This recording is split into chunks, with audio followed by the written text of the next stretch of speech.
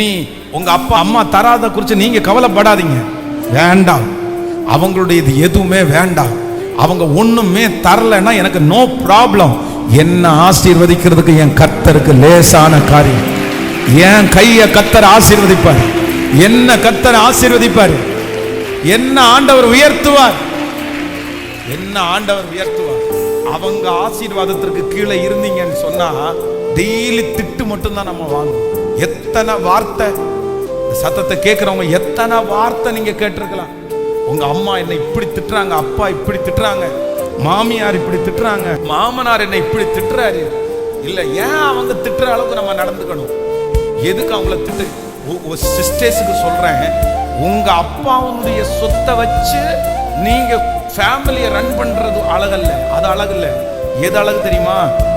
உங்க கணவனார கர்த்தர் ஆசீர்வதிச்சு அதுல நீங்க சாப்பிடுறது தான் ஆசீர்வாதம். கர்த்தர் உங்களை பிளஸ் பண்ணுவார், ஆண்டவர் உங்களை ஆசீர்வதிப்பார். உங்க மாமனாரோ மாமியாரையோ உங்க ஃபேமிலியோ அல்ல, கர்த்தரை சார்ந்து வாழ்றதற்கு கர்த்தர் உதவி செய்தார். இதோ கர்த்தரால் ஆசீர்வதிக்கப்பட்டவன் என்று உங்களை அடையாளம் காண்பிக்கிற நாள் சீக்கிரமாய். ஹல்லேலூயா, ஹல்லேலூயா.